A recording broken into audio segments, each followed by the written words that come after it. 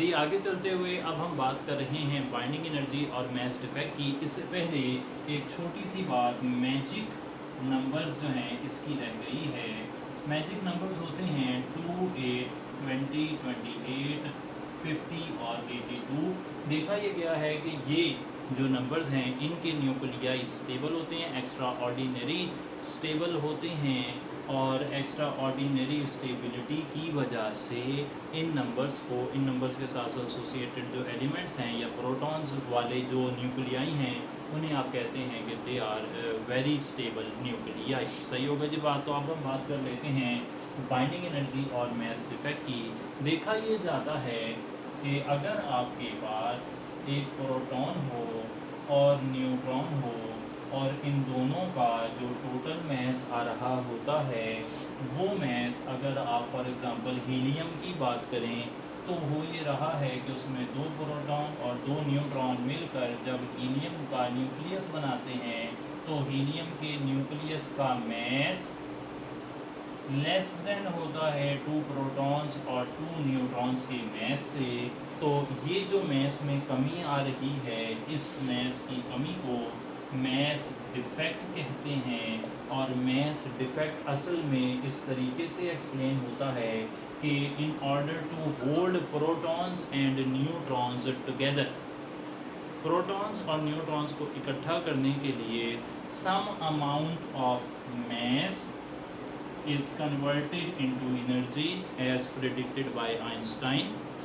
तो कुछ mass energy में तब्दील हो जाता है, इसलिए जो मास इंडिविजुअल पार्टिकल्स का है टोटल मास उससे कम आता है। इस कमी को मास डिफेक्ट कहते हैं। अगर आप न्यूक्लियस को वापस इसके कंपोनेंट में तब्दील करना चाहते हैं तो आपको ये एनर्जी देनी पड़ेगी, और ये एनर्जी जब आप बाहर से सप्लाई करेंगे तो इसे आप नाम देंगे न्यूक्लियर बाइंडिंग एनर्जी। तो जितनी न्यूक्लियर बाइंडिंग एनर्जी ज़्यादा होगी उतना ही वो स्टेबल न्यूक्लियस होगा।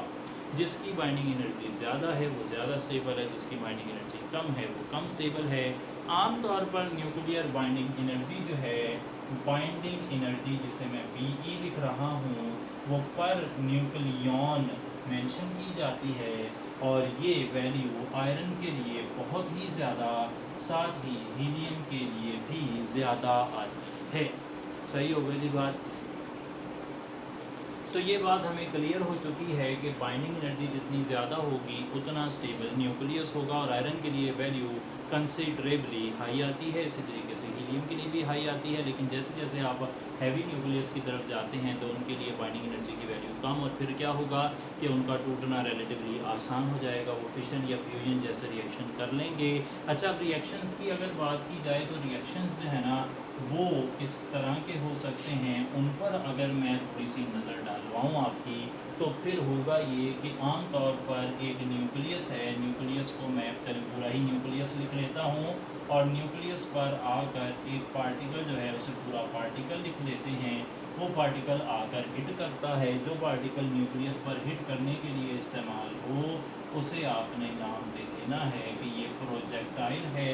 इस तरह न्यूट्रॉन FSC के अंदर लिखे हुए हैं कि फास्ट न्यूट्रॉन्स भी होते हैं, स्लो न्यूट्रॉन्स भी होते हैं, और जब वो जो है वो रिएक्ट करते हैं या हिट करते हैं एज प्रोजेक्टाइल तो वो डिफरेंट टाइप के प्रोडक्ट बनाते हैं। आमतौर पर एक जो रिएक्शन है इस अमल के दौरान वो हो सकता है कैप्चर रिएक्शन, हो सकता है कैप्चर रिएक्शन ही कह देते हैं, चलें सही है, चल जाएगा काम। तो एक होते हैं कैप्चर रिएक्शन जिसके अंदर एक पार्टिकल आकर कैप्चर होता है, और पार्टिकल यहाँ पे हम पार्टिकल को पूरा लिख लेते हैं, और उसके कैप्चर होने से यहाँ पर गैमा रेडिएशंस या रेडिएशंस बनती हैं। तो ये कैप्चर टाइप का रिएक्शन होगा। दूसरे टाइप के रिएक्शन हो सकते हैं पार्टिकल रिएक्शन। पार्टिकल रिएक्शंस ऐसे रिएक्शंस होंगे जिसमें पार्टिकल आकर न्यूक्लियस पर हिट होगा, और पार्टिकल के हिट करने से कोई एक दरमियानी स्टेट बनेगी, और फिर फाइनल प्रोडक्ट जो है उसमें भी पार्टिकल ही एमिट हो जाएगा। सही है जनाब।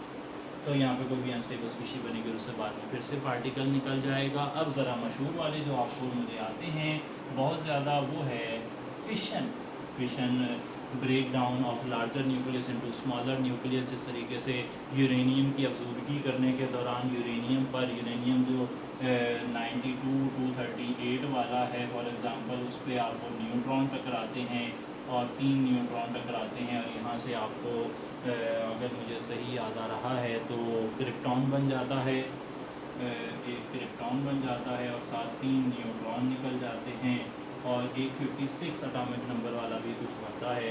एक क्रिप्टॉन हो गया और एक बेरियम होगा, हाँ बेरियम, क्रिप्टॉन और 3 न्यूट्रॉन, और ये 3 न्यूट्रॉन आगे वो चेन रिएक्शन करवा देते हैं, और चेन रिएक्शन के दौरान आगे से आगे काम चलता रहता है। तो ये हो गया फिशन रिएक्शन से कंसिडरेबल अमाउंट ऑफ हीट निकलती है, और इससे फिर भी हम कंट्रोल कर सकते हैं।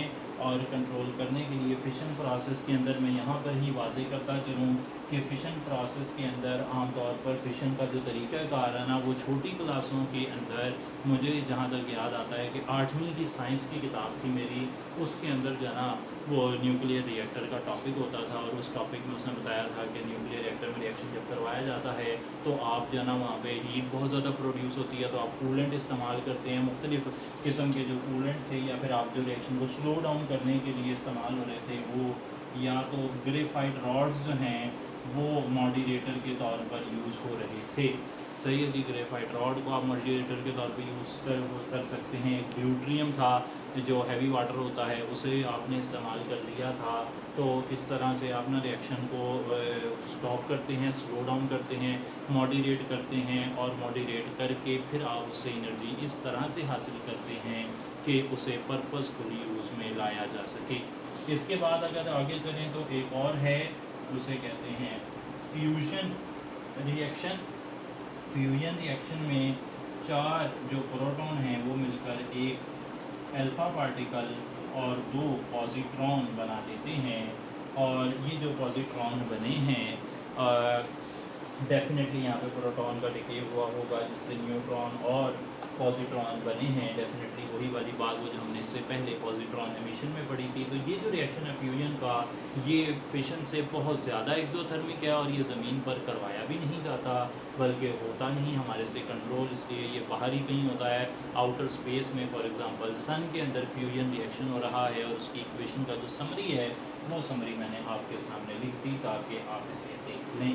सही है जनाब। एक और तरह की रिएक्शन उन्हें कहते हैं स्पेलिशन रिएक्शंस। स्पेलिशन रिएक्शंस के अंदर पार्टिकल आकर हिट करता है, और न्यूक्लियस जो है ना उसके अंदर से काफ़ी सारे छोटे छोटे पार्टिकल्स जो हैं वो आगे बन जाते हैं। तो अगर एक आधा ही पार्टिकल बना तो फिर तो हमने पार्टिकल रिएक्शन कह दिया। स्पेलिशन रिएक्शन में मल्टीपल पार्टिकल्स एंड रेज जो हैं वो बन सकती हैं। क्लियर हो गई जी बात। तो ये मुख्तलिफ टाइप के रिएक्शन हैं। टाइप ऑफ रिएक्शन में capture reaction, particle reaction, fission, fusion और स्पेलिशन रिएक्शन को हमने यहाँ पर डिस्कस किया। अब ज़रा आगे चलते हैं। आगे चलते हुए हम फिशन को थोड़ा सा मज़ीद डिटेल में देख लेते हैं। फिशन रिएक्शन क्योंकि ये दुनिया की इकॉनमी, दुनिया की सुपर पावर को भी यही डिटरमिन कर रहा होता है। एक ही रिएक्शन जिससे बॉम्ब बन सकते हैं, न्यूक्लियर बॉम्ब, न्यूक्लियर पावर्स इसी से बनती हैं। जो न्यूक्लियर पावर्स नहीं होती हैं उनका कुछ फेट अच्छी नहीं है आजकल की दुनिया में। तो फिशन रिएक्शन जो है इसके अंदर जी ये करेक्शन कर लें कि यूरेनियम जो है 92 235 वाला यूज़ हो रहा है, तो 238 वाला नहीं है, 235 वाला है। अच्छा, इससे जब रिएक्शन होगा तो इस पर आप एक न्यूट्रॉन हिट करेंगे, और न्यूट्रॉन करने से बेरियम बनेगा और क्रिप्टॉन बनेगा और 3 न्यूट्रॉन बनेंगे, और ये न्यूट्रॉन अब एक शुरू कर देंगे एक चेन रिएक्शन, और उस चेन रिएक्शन में ये न्यूट्रॉन आगे से आगे रिएक्शन को लेकर जाना चाहेंगे, और इन न्यूट्रॉन्स को हमें डेफिनेटली गुजारना पड़ेगा मॉडरेटर में से। और मॉडरेटर जैसा कि मैंने बताया कि ग्रेफाइट रॉड एक अच्छी मॉडरेटर है। ग्रेफाइट रॉड जो है ये न्यूट्रॉन्स को एब्जॉर्ब कर सकती है, स्लो डाउन कर सकती है। एक और मॉडरेटर है हीलियम, जो कि slows down neutrons but does not absorb them.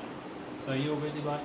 Moderator के बाद आपने हीट जो है उसको भी निकालना है और उसके लिए कूलेंट इस्तेमाल होगा आमतौर पर। अगर आप बात करेंगे जो न्यूक्लियर प्लांट्स हैं जो पॉजिटिव पर्पसेस के लिए इस्तेमाल होते हैं, उसमें ये जो कूलेंट है ये जो हीट है उसे एब्जॉर्व करके ये स्टीम बनाता है या टरबाइन चलाता है और उस टरबाइन वगैरह को या एनर्जी को आप यूज़फुल पर्पसेस के लिए इस्तेमाल कर लेते हैं। तो कूलेंट जो है इसमें वाटर इस्तेमाल होता है। वाटर जो है वो मॉडरेटर भी है और कूलेंट भी है। मुझे एक बार जो पेपर में आया था वो था सोडियम पोटाशियम एलॉय, ये जो है एट हाई टेम्परेचर ये इस्तेमाल होते हैं, ये मुझे आया था। और ये पेपर काफ़ी सारे क्योंकि हमने भी दिए हैं। आमतौर पे ना ऐसे ही होता है कि आप जनाब पाकिस्तान जैसे मुल्क में अगर आप रह रहे हैं तो if you are not taking the right decisions at the right time तो फिर परेशानी होती है कि आप बस फिर लगे रहें टेस्ट देने में और ये टेस्ट और वो टेस्ट और फलां टेस्ट, PhD का टेस्ट दे दें, MPhil का टेस्ट दे दें और सब्जेक्ट स्पेशलिस्ट का टेस्ट दे दें और लेक्चरशिप का टेस्ट दे दें। इस तरह चलता रहता है यहाँ तक कि आपको समझ आती है। क्योंकि हम काफ़ी सारे हमारे जो स्टूडेंट्स आप लोग हैं, मैं हूँ या हमारे जैसे और भी लोग हैं, तो हम जो है ना सेल्फ लर्नर हैं। हम ऐसे माहौल से नहीं होते कि हमें जो है वो थोड़ा ज़बरदस्त गाइडेंस मिल जाए, तो फिर हम खुद से सीख रहे होते हैं। और जब हम खुद से सीख रहे होते हैं तो हम ऐसी गलतियां करते हैं जब हम सही डिसीजन नहीं करते। तो सही डिसीजंस क्या है, मैं आपको यहाँ पे ना थोड़ी सी बात इधर उधर जा रही है, लेकिन मैं बता दूँ कि लेक्चरशिप जो है ना वो आपकी पहली सीढ़ी है, आखिरी सीढ़ी नहीं है। पहली सीढ़ी में मैं जो चाह रहा हूँ, ये जो लेक्चरशिप की क्लास कंडक्ट करवाई जा रही है उसमें आपकी पहली सीढ़ी को स्ट्रॉन्ग मैं इसलिए रखना चाह रहा हूँ ताकि यू नेवर लुक बैक। अगर आपकी पहली सीढ़ी स्ट्रॉन्ग नहीं ना होगी तो आप पीछे मुड़ मुड़ के देखेंगे तो आपको लगेगा शायद लेक्चरर लगना जो है ना ये कोई फोकल फितरत बात है और ये पता नहीं कैसे लग जाते हैं लोग, ये तो ड्रीम जॉब है। ड्रीम जॉब है, ओके सही है, पाकिस्तानी कम्युनिटी में ये ड्रीम जॉब है, लेकिन दुनिया में आगे और भी बहुत कुछ है। अब इस पहले स्टेप को लेकर इसके बेस पर आप ऊपर जल्दी जाएंगे, अच्छा जाएंगे, सही है जी। तो इसलिए इसे आखिरी गोल नहीं मानना, लेकिन पहला गोल इसे लाजमी रखें। और जो लोग माशाल्लाह काफ़ी अर्से से फील्ड में हैं वो मेरी बात से इत्तेफाक कर रहे होंगे, और जो नए आए हैं वो अभी अभी जिन्होंने फील्ड में आना उन्हें लगेगा कि ये तो जनाब इससे आगे तो दुनिया में है ही कुछ नहीं। बड़ा कुछ है जी दुनिया में और इंशाल्लाह वो सब आपको मिलेगा, लेकिन बात ये है कि आपने एफ़र्ट जो है वो अच्छी करते रहना है। अच्छा, तो सोडियम एंड पोटाशियम एलॉय जो है ना वो हाई टेम्परेचर पे वो इस्तेमाल होता है कूलेंट के तौर पर। इसके अलावा कार्बन डाइऑक्साइड और मीथेन को भी कूलेंट के तौर पर लिखा है। तो इस तरह की बातें बड़ी टेक्निकल होती हैं कि कौन कूलेंट इस्तेमाल हो रहा है, कौन मॉडरेटर इस्तेमाल हो रहा है, वगैरह वगैरह। तो ये बातों को आपने लाजमी तौर पर करना है। आपको ये इससे ज़्यादा इम्पॉर्टेंट इन्फॉर्मेशन और कोई नहीं मिलेगी। आगे चलते हैं। आगे चलते हुए जी हमने आखिर में ये बात देख ली है कि 4 के करीब यूजेस हमने यहाँ पर निकाल कर रखे हैं। इसके अलावा बेतहाशा यूजेस हैं जिन्हें आप जिनमें आप रेडियो आइसोटोप्स का इस्तेमाल देख सकते हैं। हमने यहाँ पे बॉडी से रिलेटेड जो यूजेस हैं उन्हें मेंशन किया है। फॉर एग्जांपल अगर आप हीमोग्लोबिन के अंदर ट्रेसर, रेडियो एक्टिव ट्रेसर एक ऐसा रेडियो एक्टिव एलिमेंट होता है जिसकी स्मॉल अमाउंट को आप बॉडी में इंजेक्ट करते हैं और उसकी जो मूवमेंट है उसके जो किसी पार्ट मालिक्यूल का वो पार्ट बन रहा है या किसी हिस्से में वो ज़्यादा इकट्ठा हो रहा है, तो इससे आप जो है ना किसी बीमारी की डायग्नोसिस कर सकते हैं या किसी प्रोसेस को अंडरस्टैंड कर सकते हैं। तो हीमोग्लोबिन में आप आयरन 59 रेडियो एक्टिव आइसोटोप है आयरन का, उसे यूज़ कर सकते हैं as a tracer. Thyroid gland की वर्किंग में आयोडीन I-131 को, कैंसर की ग्रोथ को कोबाल्ट 60 से मॉनिटर किया जा सकता है। ब्रेन ट्यूमर को इंडियम 111 या कॉपर 64 से मॉनिटर किया जा सकता है। कॉपर 65 या कॉपर 66 जो है वो भी इस्तेमाल होता है, ऐसा हमारी किताब में FSC के अंदर लिखा हुआ है। तो बहुत सारे इस्तेमाल हो सकते हैं, इन इस्तेमालों को एक बारी आपने देखना लाजमी है। तो ये था न्यूक्लियर केमिस्ट्री की बात। एक बात हमने यहाँ पर छोड़ी है कि न्यूक्लियर रिएक्शन जो हैं वो कौन से पार्टिकल से कौन सा पार्टिकल एमिट करने की बेस पर कौन से हैं। फॉर एग्जांपल अल्फ़ा से प्रोटॉन निकल सकता है और बीटा से प्रोटॉन निकल सकता है, बीटा से हीलियम अल्फ़ा पार्टिकल निकल सकता है। इस तरह से ना काफ़ी ज़्यादा उनकी टाइप्स हैं, लेकिन हमें उन टाइप्स की कोई ख़ास ज़रूरत नहीं है। जितनी ज़रूरत थी वो बात मैं आपको बता चुका हूँ। 2015 में मैथ्स डिफेक्ट से रिलेटेड सवाल आए हुए हैं, आप उन्हें भी देखें। 17 में जो सवाल आए हैं उन्हें भी देखें। इंशाल्लाह नेक्स्ट टाइम मुलाकात होगी। Thank you so much. अस्सलाम वालेकुम।